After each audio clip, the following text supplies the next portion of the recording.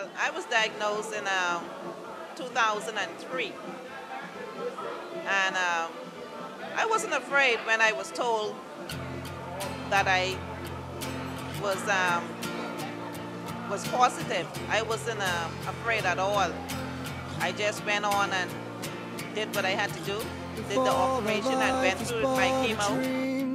Fantastic pose and greed, then we should feed our jewelry to the sea. For diamonds do appear to be just like broken glass to me.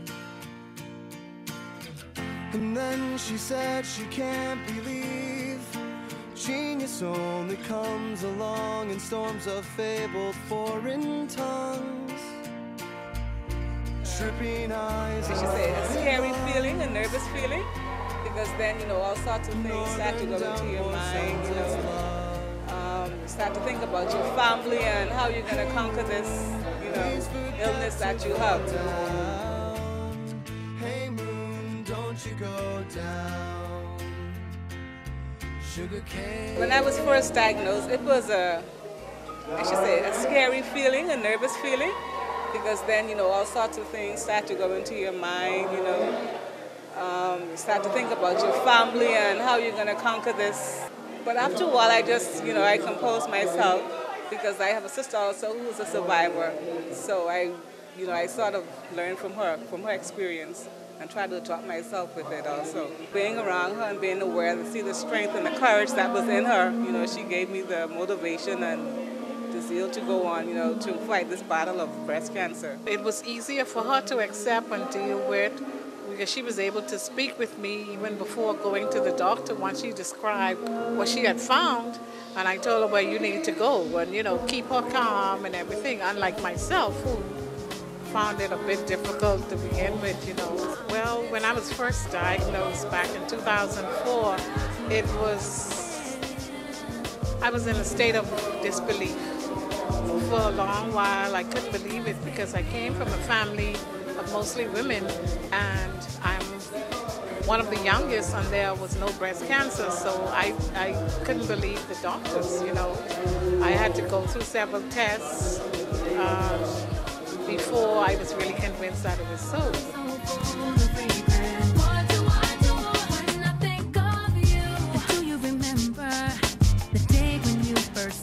I love you, I can remember, 'cause to me all my dreams have come true. Okay, I gotta really say that I am so proud of Farreno Ferguson and all of the ladies of the Sister Breast Cancer Support Group.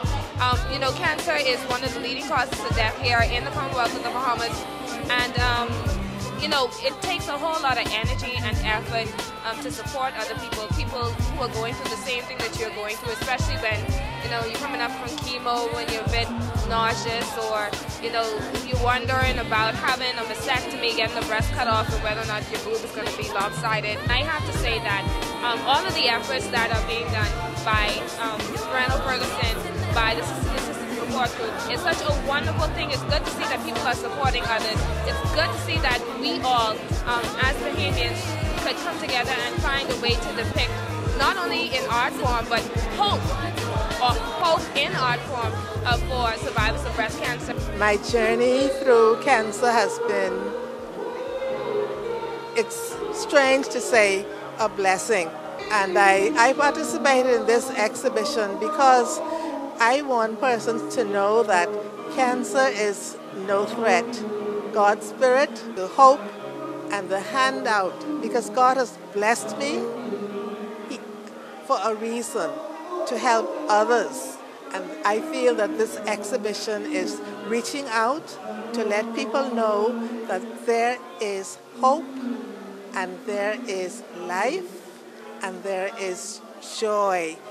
We overcome cancer, we are survivors, and we reach out to others and give them hope and support and joy. I was diagnosed in 2005, September 2005, with stage 4 breast cancer, in that my breast cancer has already started to spread to my bones. At that time, I was sad. I wouldn't say I was depressed. I was sad because I was saying to myself, how could I get cancer? What did I do in my life that made me get cancer? And then I realized that, you know, God doesn't take you to anything He can't bring you through. My recovery, I'm doing wonderful. I'm doing great. Don't I look great? One of the things when Andrea asked us to do this photo shoot with Farreno, I really wanted to do it because I think he would have brought out the beauty in each one of us. It's showing women that even though we have cancer, that we are still beautiful. And that is one of the things I'm so happy Farreno did it as a cancer survivor, as a stage 4 cancer survivor. I mean, I think he did an amazing job, and it shows the strength of each one of those women. So it was a good thing that he did tonight. I was inspired to enter this exhibition because I want the public to know that having breast cancer is no secret. I want to inspire other persons to let them know that there is life after breast cancer. And if you look at the photographs this evening, you will see a number of courageous, strong, intelligent women. Women who are able to stand up and say, look at me, I have overcome this, and so you can do the same. This is a challenge, but this challenge we can always overcome. Do what you have to do, have your mammograms, and you would be able to live a full life like I'm living now. So don't you care what they say? No, no. 'Cause you can do things your way. Whoa. 'Cause every day people struggle, but you're perfect all the time. It's all you. See, never did believe much your love. See, I believe you where you wanna be. 'Cause if you fall, you gotta get up. Just brush yourself off and succeed. Reach deep into your mind, yeah. There's no limit to what you can find. You will shine if you believe. See, I'm the testimony.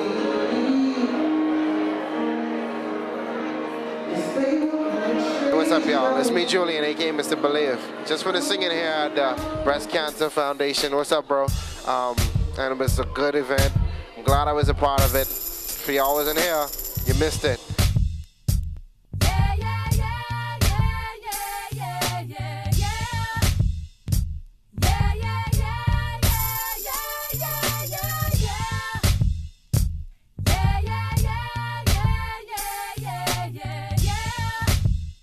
The exhibition has brought breast cancer awareness to a different segment of our community.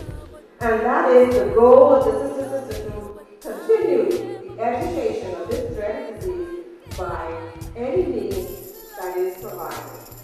I was overjoyed to be given the opportunity to take a picture and show myself and the world that breast cancer is not a death sentence. Sometimes people think once you're afflicted with what they consider terminal disease or a death sentence, that you're supposed to be haggard and look awful and look drowsy.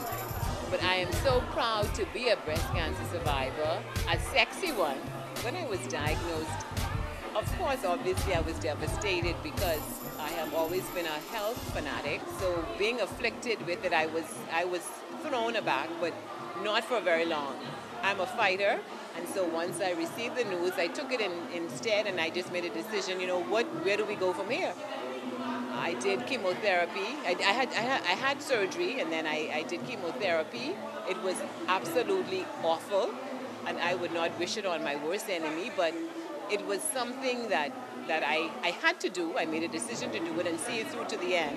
I don't put off anything anymore for 5 years or 10 years. I just enjoy every single minute of my life. Every day is a new beginning. I have no regrets. I love totally and completely, and I just love life. Do the things we used to do, say the things we used to say, just let every day, all day.